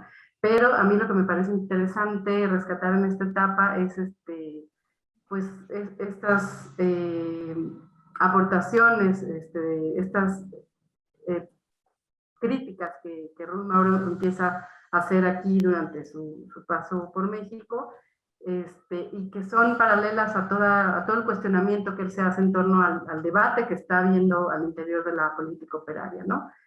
Bueno, y no solamente de la política operaria, sino de toda la izquierda en general, a raíz del golpe y los debates en torno a si por dónde debe ir la respuesta y la construcción de la revolución socialista, ¿no? Por dónde debe ir la respuesta al golpe y por dónde la construcción de la revolución socialista. Entonces, bueno, agradezco esa mención. Sobre lo que señalaba Juan Carlos, los niveles de radicalismo, cómo determinan el acceso a redes y a publicaciones, pues es toda una pregunta de investigación, ¿no? Habría que rastrear efectivamente las discusiones, los escritos, todo esto que me están sugiriendo para poder establecer eso, ¿no? Yo tengo la impresión de que Ruy Mauro, a raíz de la censura que vivió con el boletín informativo COVEM, pues se dio cuenta de que no, su militancia, digamos, en el exilio se iba a tener que tomar la forma o limitarse al ámbito académico, ¿no? Y siempre como muy cauteloso en lo que escribía, en la prensa, cauteloso con respecto a no meterse en los asuntos o que no tocara sensibilidades de los asuntos mexicanos para no tener pues esos conflictos con gobernación, ¿no? Entonces, eso con respecto, a mí también me gustaría muchísimo que nos recomendaran alguna bibliografía para poder responder esta gran pregunta que nos plantean, ¿no? Juan Carlos. Sobre lo que me señala doctor Aymer, pues yo creo que sí, o sea, yo como con la experiencia que tengo, la mirada con la que yo he llegado a este tema, digamos, es a través como del exilio, de las prácticas del asilo en México, y efectivamente, bueno, el libro de Sebastián es una referencia para tratar estos temas, esta relación de los gobiernos y el asilo, pero no solo el recibimiento de los asilados, sino cómo son tratados ya en el transcurso de los años en los que viven aquí. Entonces, sí, o sea, el exilio de Ruy Mauro, pues se tiene que insertar en esta tradición, pero yo he venido en algunos artículos que he escrito, yo he tratado de señalar como esa singularidad que tiene la política de asilo en México en los años o durante el gobierno de Gustavo Díaz Ordaz, específicamente en relación al caso brasileño, que efectivamente siguen la tradición de asilo, se ofrece la protección o se abre la protección a algunas personas en esta coyuntura, contrariamente a lo que se pensaría por las características del gobierno de Díaz Ordaz, pero se abre como en función de una tradición, pero ya estando en México, pues sí, hay un control, que es lo que trato como de mostrar aquí con el caso de Ruth Mauro, que hay un control de lo que pueden hacer los asilados, contrariando un poco los postulados o las convenciones de asilo en relación a lo que pueden hacer ellos en el país de asilo, ¿no?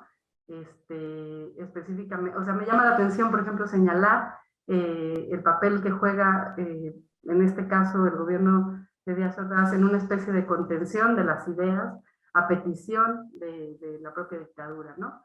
Y eso, por ejemplo, se muestra muy bien en el caso del boletín, que en realidad pues sí hacían críticas, pero hay un debate que no lo mencioné en el texto, pero no es debate, es nada más una mención de la Secretaría de Relaciones Exteriores respecto al boletín, en donde señalan que no puede ser censurado porque los asilados deben tener pues libertad de expresión, deben tener garantizada, y que ningún país puede imponer a otro los límites de lo que hacen los asilados en su territorio, ¿no? Entonces, en este caso yo creo que sí hay elementos que se muestran con el ejemplo de la experiencia de Ruth Mauro en México, de cómo pues el gobierno, por lo menos el gobierno de Gustavo Díaz Ordaz, sí tiene estas peculiaridades en el tema del asilo político, ¿no?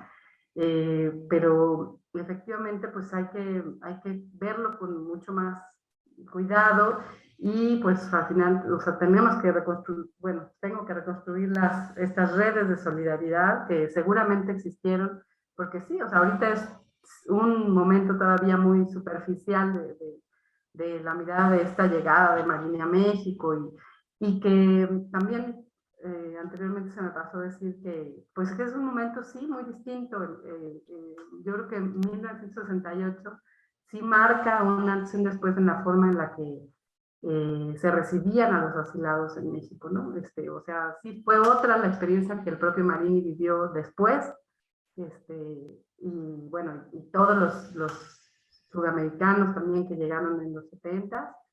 Es distinto, es muy distinto el panorama, y esas diferencias pues es algo de lo que tengo que encontrar, ¿no?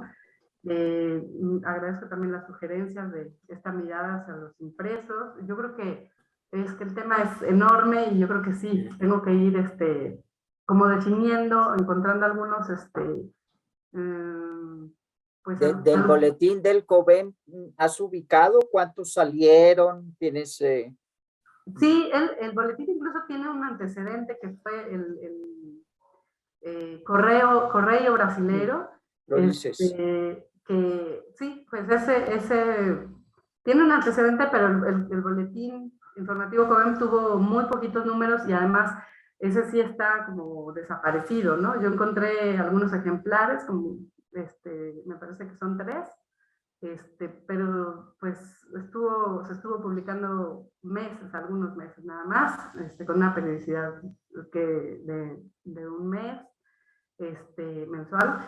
Y pues sí, es un documento muy valioso, que puede ser, que debe ser analizado como con más profundidad, ¿no? Y sobre todo también pues por todos los intelectuales, asilados, sindicalistas que participaron en él. Ahí sí se podría pues plantear un análisis de todos esos debates que se están dando, ¿no? Sería como un buen lugar para observarlos. Bueno, en relación con la nueva izquierda, sí, yo creo que a mí me llamó mucho la atención esa acotación que hace Ruth Mauro en relación al nacimiento de estas tesis dependentistas, y que la ubica en la nueva izquierda, y que en la nueva izquierda había un debate, por lo menos en la política operaria hubo un debate muy intenso en relación a tomar las armas o no, las razones que los llevan así a hacerlo. Yo creo que es algo que sí fue como común a todas las organizaciones que se identifican, bueno, identificadas con la crítica a los postulados de los partidos comunistas, a las posiciones que tenían los partidos comunistas en América Latina. Yo creo que sí hubo debates comunes, pero la diferencia, digamos, en la POLOC es, pues yo creo que son unos debates como mucho más tempranos, mucho más tempranos que en otras organizaciones también de la nueva izquierda, ¿no? Donde se están planteando estas preguntas en torno a qué tipo de estrategia tener para alcanzar los objetivos, ¿no? Entonces, bueno, y sobre la dependencia, ya me perdí un poco, pero yo creo que sí es bien interesante seguir pues, tener presentes esas acotaciones, ¿no? De cómo en las organizaciones políticas no solo se plantearon pues, acciones de lucha armada, sino también ideas y teorías en torno pues, al subdesarrollo, las condiciones de subdesarrollo de los países y todo esto aporte intelectual que hubo en esas organizaciones, ¿no? Es interesante. Como ese vínculo que para mí creo que no aparece muy claro siempre, ¿no? Bueno, pues esto yo diría, no sé si Gracias, Daniela. Muchas gracias, Daniela. Abriríamos entonces la segunda y creo que última ronda de preguntas e intervenciones. En primer lugar, la palabra la tendría Jenny. Adelante, Jenny, te escuchamos. Hola, buenas tardes a todos y a todas. Felicidades por este trabajo que se ve que va a rendir muchos frutos, sobre todo porque pues es poco explorado, ¿no? Este aporte te toca hacerlo, que nos va a servir a todos, ¿no? Más adelante. Bueno, son comentarios y a lo mejor algunas cosas que te puedan servir. Yo lo que vi desde un inicio es que prometes 3 cosas o que intentas 3 cosas, ¿no? Que quieres indagar sobre su trayectoria académica, sus cuestiones políticas y sus condiciones del exilio en México. De allí en lo adelante, bueno, así fue como hice mi lectura y de algunas, siguiendo tu propia propuesta de estos 3 objetivos, y creo que en gran medida ya te han mencionado algunas cosas, sobre todo la trayectoria académica. A mí lo que me hacía ruido un poco era que no encontré la militancia, esta militancia porque justamente se vincula con el exilio. Es un migrante, pero es exiliado y eso ya lo hace diferente. Es esa condición de ser exiliado, el exiliado sale por violencia o por persecución, ¿no? Más acá que hay la política que tengamos en México de cómo se recibe.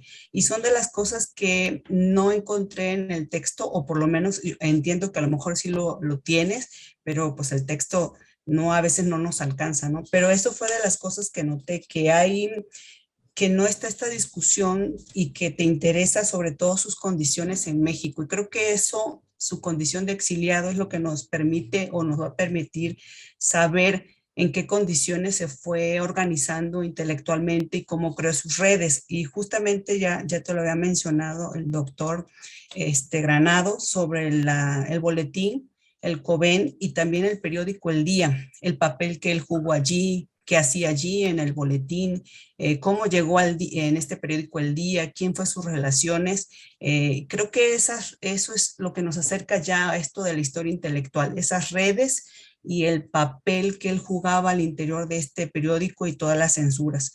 Creo que también en el contexto que planteas ya algunas cosas, tienes muchos atisbos porque entiendo que conoces el periodo, pero hay un contexto que no está muy claro, que ya te lo había mencionado el doctor Zapata, que es el contexto marxista en México.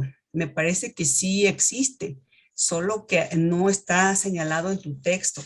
Y para ello, bueno, hay uno muy clásico que seguramente ya lo conoces, que es este libro, El marxismo en México, una historia intelectual de Carlos Iliades. Bueno, yo creo que ese ya lo conoces, ¿no? Y ahí puedes reconocer estas vertientes marxistas y hasta comunistas en México, desde José Revueltas, que estuvo en la cárcel justamente por ese movimiento del 68, y también seguramente se conocía en el movimiento, creo que en ese contexto habían relaciones, ¿no? En eso de allí. Otra de las cosas que también ya te había mencionado era lo de Pablo González, que me pareció que lo mencionas, pero hay que recordar que él era priista. Entonces, tenía una formación hacia esas visiones que no estaban de acuerdo con el socialismo, el comunismo y el marxismo, y también a lo mejor el saber ese contexto también nos puede, te puede dar luces, ¿no? ¿Perdón? No, adelante, adelante. Ok. Entonces, hay cosas como esos detalles que de repente es lo que como que desvía, ¿no? Los objetivos que has planteado en ese texto. Creo que el diseñarlo mejor, es decir, hacer un diseño de quién era este brasileño en México, a lo mejor te permite crear esas redes o entender esas redes de cómo fue su contexto en México, porque creo que son de las cosas que tú planteas en tu texto, ¿no? Uno de tus objetivos es justamente el papel que él jugó aquí, cómo se posicionó, cómo se relacionaba, y creo que estas relaciones de estos impresos pueden darte más luces en ese caso. La persecución, no sé si ya puedas ir al archivo, pero el mismo Colegio de México tiene una organización que se llama el Archivo de la Represión. No sé si lo has revisado en línea, y ahí está la Dirección Federal de Seguridad. Entonces, a lo mejor es probable que puedas descargar algunos archivos, que yo descargué algunos, son muy fáciles, no es tan difíciles, pero bueno, no están todos los años, no están todos los periódicos, pero pues a lo mejor ese también. No sé si conoces un libro de Adriana Petra, que habla de intelectuales y cultura comunista. Este es el caso de Argentina en la posguerra, en la Segunda Guerra Mundial, y justo hay un libro editado por el doctor Jaime Granados, que a lo mejor ahorita se recuerda, es un artículo que a mí me parece importante sobre las cuestiones de cómo Cuba define algunas cuestiones intelectuales, de Miguel Ángel Urrego. Hay un artículo allí en ese libro, se llama Temas y Tendencias de la Historia Intelectual en América Latina, y bueno, que son de las cosas que me parece que aún no están en tu texto, ¿no? Definir su militancia, sus pensamientos, sobre todo cómo influye su militancia en su pensamiento académico, teórico, que tampoco está, que lo mencionas, pero sé que pues todavía estás empezando sobre el tema. Y bueno, son mis comentarios, no sé si te pueden servir, pero bueno, yo te los dejo con gusto. Gracias. No, muchísimas gracias, claro que sí. Muchas gracias, Jenny. Profesor Marichal, lo escuchamos. Bueno, hablando de lo último, la militancia. Bueno, una cosa es la militancia en Brasil. Otra cosa es una posible militancia en México. Otra, la que va a tener en Chile, ¿no? Sí. En cada contexto, la militancia tiene sus posibilidades, sus limitaciones y su contexto muy complejo. Y en realidad la pregunta mía va dirigido también a Francisco, que es, yo creo que en los 60 era difícil, como en México ha sido siempre un poco difícil estar metido en una militancia sin estar supervisada, controlada. Pero en Chile, a partir del 70, parece una situación completamente diferente. Y por el texto de Daniela veo que Teotonio de Santos se incorpora al Partido Socialista chileno y que Mauro Marini se incorporó al MIR, que dirigió la revista esa. O sea, en ese momento de cambio, en el 70, en Chile, que despierta muchas esperanzas de toda la gente de izquierda en América Latina, pareciera que hay una apertura absoluta de los partidos, lo cual es bastante sorprendente, pero por lo menos yo lo veo así. Quizás no lo es. Pero yo quería un comentario sobre la permeabilidad de los partidos políticos en Chile en el 70-71 a los exiliados que llegan allá. No, la respuesta es relativamente sencilla.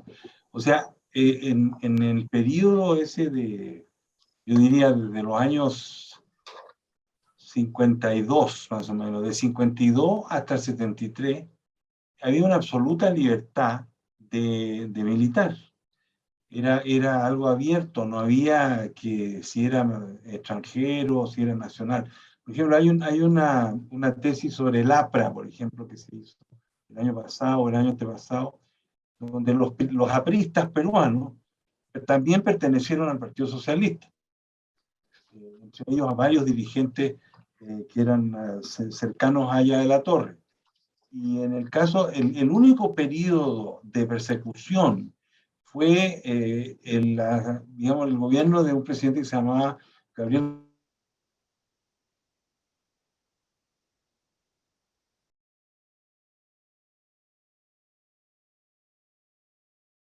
Cuando los gobiernos latinoamericanos declaran fuera de la ley a los partidos comunistas. Entonces, el caso chileno no fue una excepción a eso, y el caso más notorio de eso fue cuando el gobierno de González Videla persiguió a Pablo Neruda.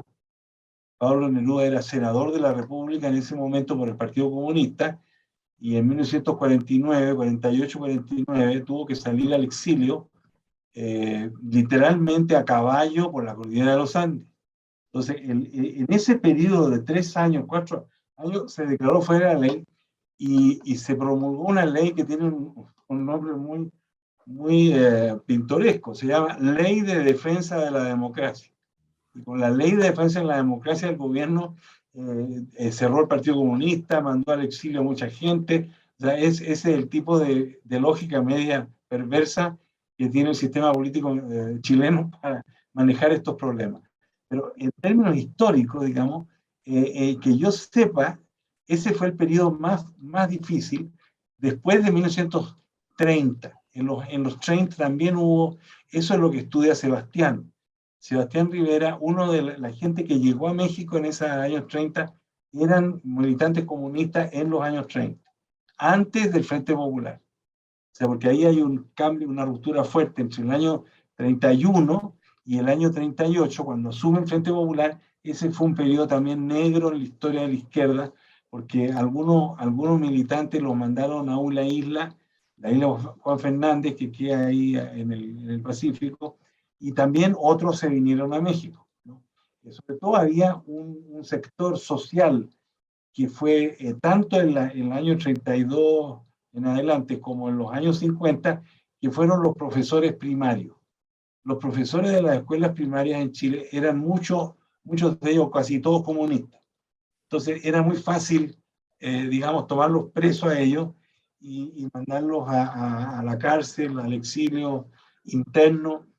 En Chile no se llama exilio, se llama relegado, la relegación. O sea, hay toda una historia en Chile de los pueblos del desierto de Atacama, en el sur, donde llegaron los relegados, ¿no?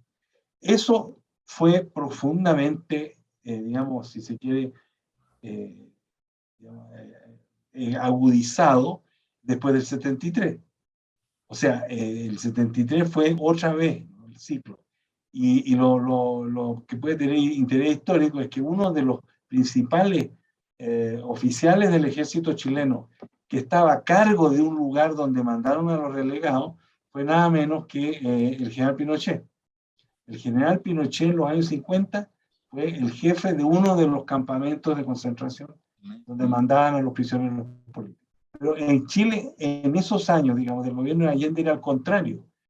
Teotonio, Lavagna, Ruiz Mauro, eran más bien, digamos, uno tiene que decir una cosa que a veces a mí me da un poco de vergüenza, que éramos muy analfabetos teóricamente.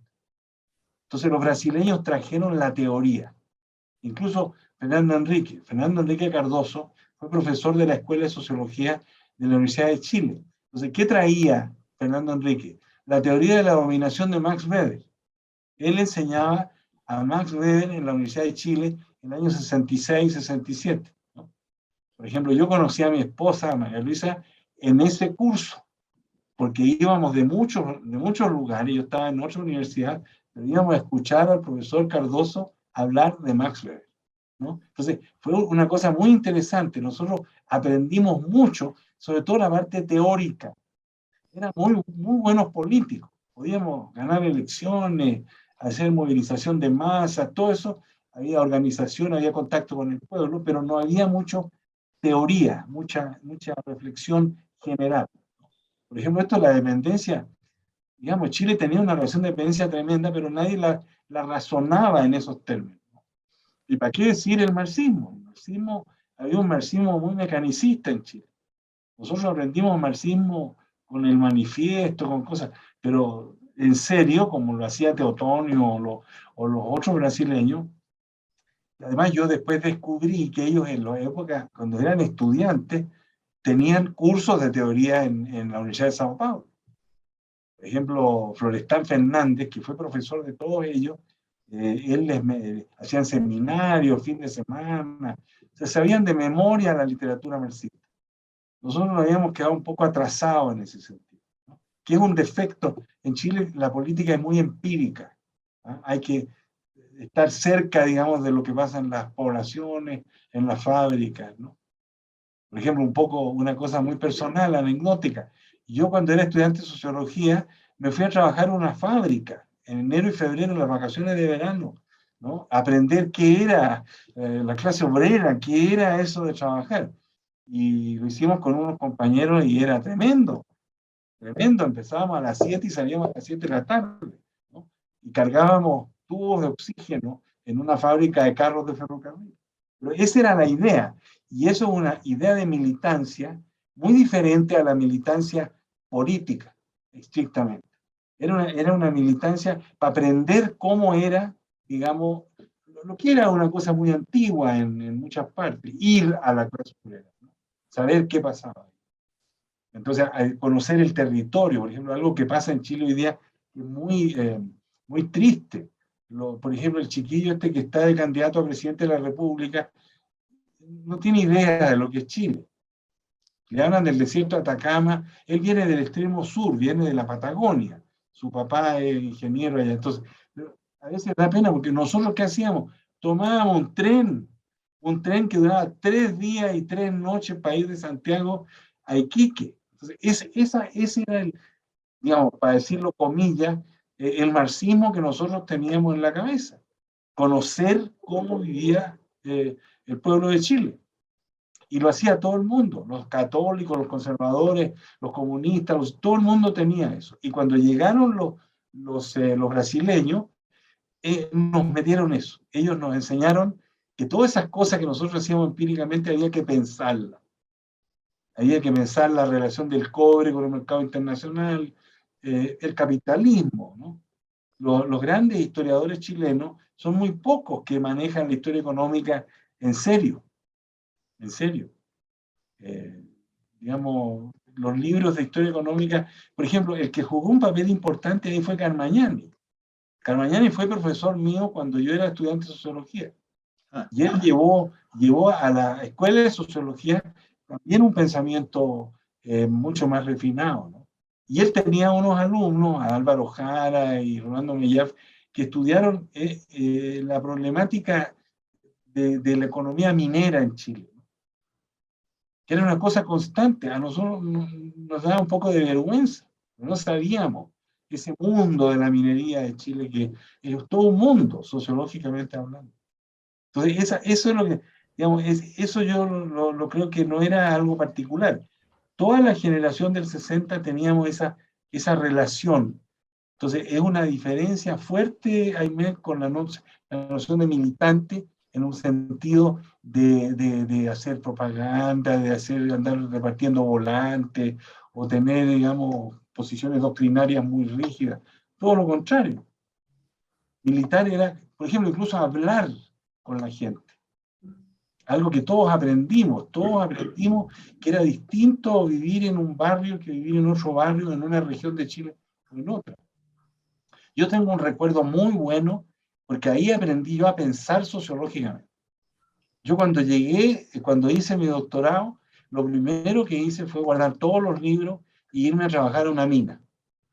Yo viví el gobierno de Allende trabajando como sociólogo de una mina de cobre en Chuquicamata, en el norte de Chile. Entonces, esa parte, digamos, a mí no me la quita nadie, porque ahí yo sí supe que los obreros no eran esos héroes que todo el mundo cree que son, ¿no?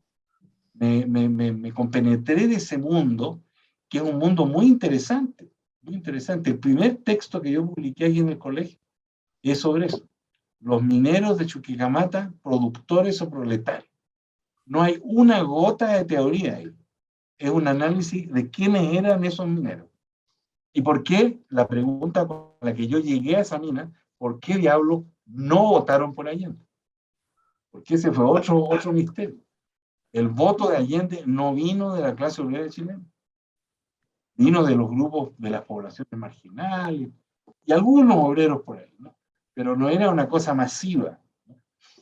Algo que muy interesante le pasó lo mismo a Lula cuando hay los análisis de digamos, de los resultados electorales. Tampoco Lula fue electo con el voto de los trabajadores de la zona industrial de Sao Paulo.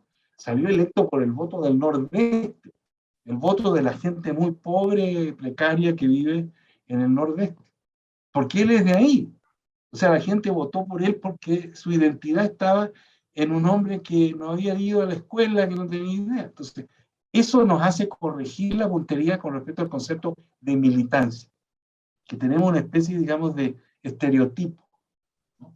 El hombre que está ligado, pero que anda, sobre todo en papeles, en libros, en folletos. Entonces, aquí no. Aquí era un aprendizaje. La militancia era aprender a... Bueno, estaba uno teóricamente interesado en las reivindicaciones de la gente común y corriente, ¿no? Esa es un poco la idea de lo que mucha gente estudió sociología en Chile, en todas las ideologías, los católicos, todo, por esa razón. Como decían los rusos, ¿no? Ir al pueblo. Y no ser ahí, andar, digamos, haciendo un rollo, un discurso teórico, ¿no? Que es una característica de la intelectual chilena, que tiene eso, sabe eso. Por ejemplo, el gran historiador social de Chile, Gabriel Salazar, ese se sabe de memoria todo esto. O Julio Pinto, o los otros historiadores que saben muy bien, que han hecho trabajo de documentación en las regiones. Yo los vi a ellos, por ejemplo, recopilando a mano los textos de los archivos de los gobiernos peruanos en la zona norte de Chile. Entonces, eso, qué bueno que me pregunta, porque sí es bueno que en un seminario como este, corregir también la noción de intelectual. El intelectual puede ser un militante, pero un militante en el sentido que yo estoy diciendo. No un intelectual metido en un cubículo hablando en seminarios, sino que, bueno, es una cosa, la voz. Yo estudié con un sociólogo que me enseñó eso, que es el profesor Turén. El profesor Turén empezó también su práctica en una mina de carbón. El primer seminario nos dijo a todos los que estábamos ahí, yo empecé trabajando como minero del carbón en el norte de Francia. Entonces eso también lo marca a uno, ¿no? Bueno, Fascinante. Eso Ese relato personal fascinante yo creo que para cerrar aquí con el seminario, pues, y hablando del tema de Daniela, pues el tema despierta muchísimas líneas, posibilidades. Sí tienes que, obviamente, centrarte en lo tuyo, ¿no? Pero el propósito de este seminario en parte es abrir ventanas y discusiones que no son siempre el tema, sino que nos interesa a todos, ¿no? Gabriel. muchas gracias, profesor Carlos. No, ya para cerrar esta sesión, agradeciéndole al doctor Zapata toda esta intervención y obviamente su participación, y a Daniela igualmente.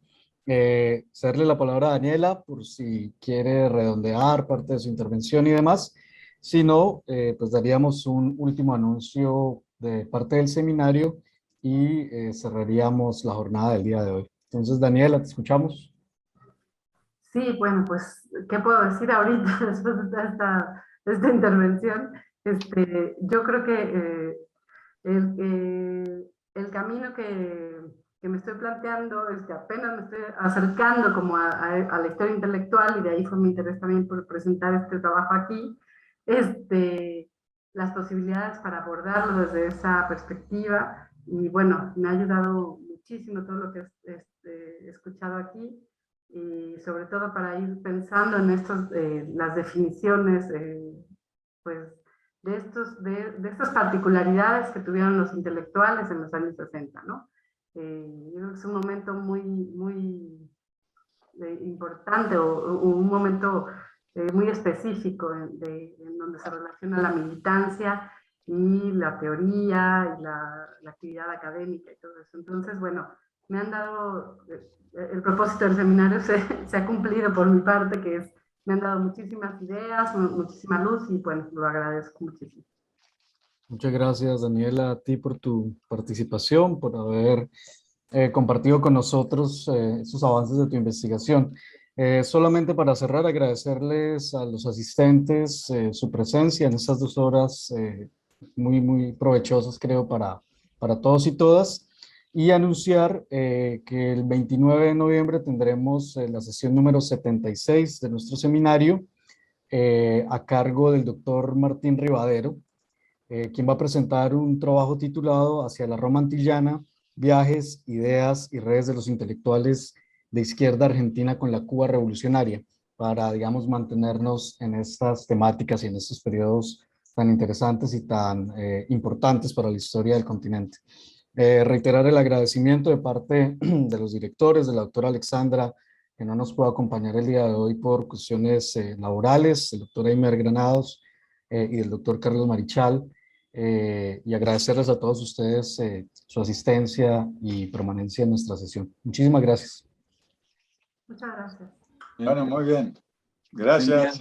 Muchas gracias, doctor Zapata. Hasta luego. Ya, gracias. Gracias, Francisco, Hasta luego, chao. Diana, Carlos. Gracias y un saludo a Chao, todos. Daniela. Hasta Hasta luego, Gracias, Daniela. Gabriel. Gracias. Ánimo, ánimo, Daniela. Ánimo. Gracias, doctor. Qué maravilla. Dios. Hasta luego. Adiós.